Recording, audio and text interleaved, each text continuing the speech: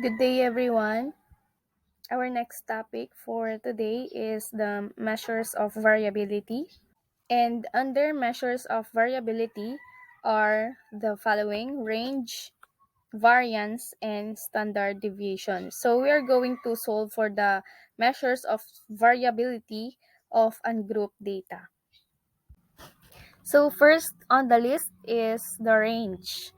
So in statistics, the difference between the highest and lowest observations in a given data is called the. So always remember that range is the difference between highest and lowest. So you are going to subtract the highest and the lowest, and their difference would be the range. So here is the example. So we have to find the range of the data 21, 6, 17, 18, 12, 8, 4, and 13. So the solution here, the given are 21, 6, 17, 18, 12, 8, 4, and 13. And what is our highest value? It is the 21, and the lowest value is 4.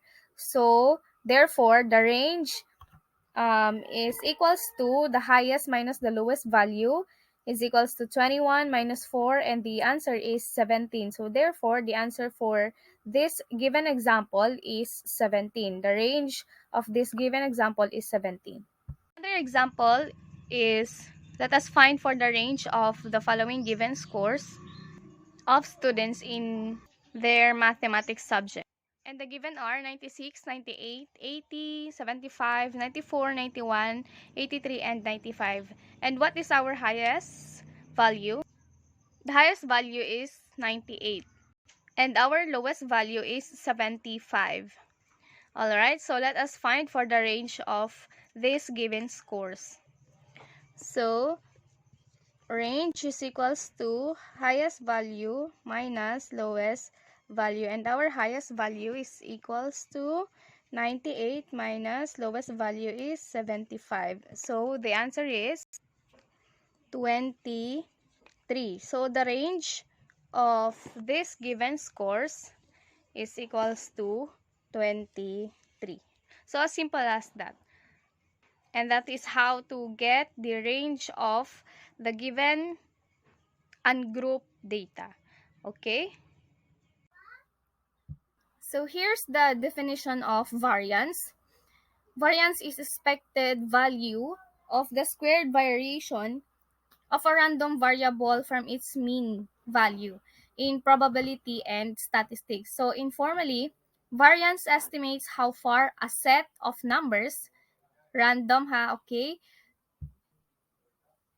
So a set of numbers are spread out from their mean value. And the value of variance is equal to the square of standard deviation. So kapag given na yung standard deviation, i-square nyo lang yon at yun na yung variance of the given set. Alright?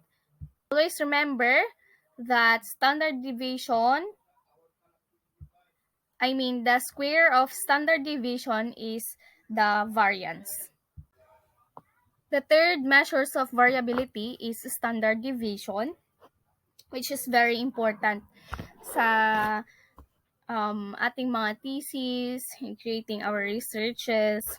Okay, so the definition of standard deviation, it measures the variability of the statistical population, dataset, or probability distribution, and is the square root of variance. Pag sinabi nating standard deviation, i-square root mo lang yung variance, is yun na yung ating standard deviation. Kung kanina, ang variance is you have to square the standard deviation.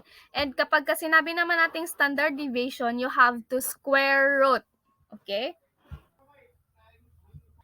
So, maiintindihan nyo, or mas lalo nyo maiintindihan ang variance and standard deviation kapag nag-proceed na tayo sa mga examples.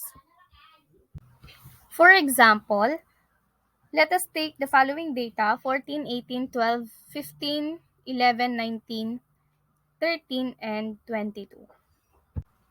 So as you can see in this given presentation, inarrange nila yung data from lowest to highest. And the first step, we are going to find for the mean of the given data. And the mean of the given data is 15.5. And then, after getting the mean of the given data, we have to find for the difference of the given x and the mean for each data points. Example, yung first data natin is 11. And look at the adjacent row. So, 11 minus 15.5. So, saan natin nakuha yung 15.5? It is from the mean. The answer is negative 4.5. So, same as yun ang gagawin nyo din sa lahat ng given data hanggang sa highest data. So, ang next step na gagawin dito, since nakuha na natin yung difference ng ating given x and yung mean, ngayon, the difference of it, we have to square. We have to find for the squares of our given values. The square of negative 4.5 is 20.25. The square of negative 3.5 is equals to 12.25. Negative 2.5 squared is 6.25 and so on. So, ganun ang gagawin hanggang sa pinakahuling given value natin. Finding the squares of our or the difference of our given values and the mean. Now, nakuha na natin yung squares of the difference of mean and our given data. So, we have to calculate the mean of the squares of our calculated data. So, variance is equals to the summation of the square of the difference of given value and mean divided by the total number of the given data.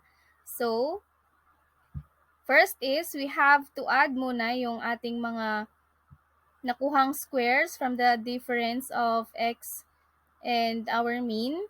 So, it is equals to 102 divided by 8 sila. So, it is 12.75. So, yan ang ating variance. And, kapag ini-square naman natin yung ating variance, or, getting the square root of the variance is our standard deviation. Therefore, ang ating standard deviation is equals to 3.57. Always remember that our standard deviation is the square root of the variance. And vice versa, ang ating variance naman is the square of standard deviation. Another example, so we are going to find for the variance and standard deviation of this given data. So these are 5, 6, 9, 10, and 8. So first, we are going to arrange from lowest to highest, 5, 6, 8, 9, and 10. Next is we are going to find for the mean of this given data. So our mean is the summation of x divided by n. So 5 plus 6 plus 9 plus 10 plus 8 divided by ilan tong data natin? 1, 2, 3, 4, 5. And our mean is 7.6. Alright? For our next column, okay, x. Okay, let's represent this x sub 1 less our mean. So, 5 less 7.6, 6 less 7.6, 8 less 7.6, 9 less 7.6, and 10 less 7.6. Okay, let's create another column, which is our x sub 1 or the given data less 7.6. So, dito na yung kanilang mga sagot. So, 5 minus 7.6 is equals to negative 2.6. Next is negative 1.6. Next, 8 minus 7.6 is equals to 0.4. Next, 9 minus 7.6 is equals to 1.4. And 10 minus 7.6 is equals to 2.4. Okay, so that is for this column. Next column is, let us find for the square of, okay, sorry for that. So we are going to find for the squares of x sub 1 less 7.6. Okay, square natin yan. So that is for this next column. So the square of negative 0.6 is equals to 6.76. And the square of negative 1.6 is equals to 2.56. The square of 0.4 is equals to 0.16. The square of 1.4 is equals to 1.96. And the last, the square of 2.4 is equals to 5.76. Alright? So, nakuha na natin yung kanilang mga squares. Now, we are going to find for the variance. So, ang formula ng variance is equals to the summation of the square of the difference. Okay, sorry for that. Divided by n. Okay, so ano ang ating mga nakuhang squares of the difference of our given value and mean? So, 6.76 plus 2.56 plus 0.16 plus 1.96 plus 5.76 divided by 1, 2, 3, 4, 5 is equals to, okay, so the sum of this is 17.2 divided by 5. So, therefore, ang ating variance is 3.44. Okay, so ito ang ating variance, 3.44. And the formula for our standard deviation is equals to the square root of variance. So, square root, ano ang ating variance? Ito, 3.44. So, the square of, sorry, the square root of 3.44 is 1.85. So, yan na ang ating standard deviation. Okay, so ganyan kung paano natin kukunin ang variance and standard deviation of a given dataset.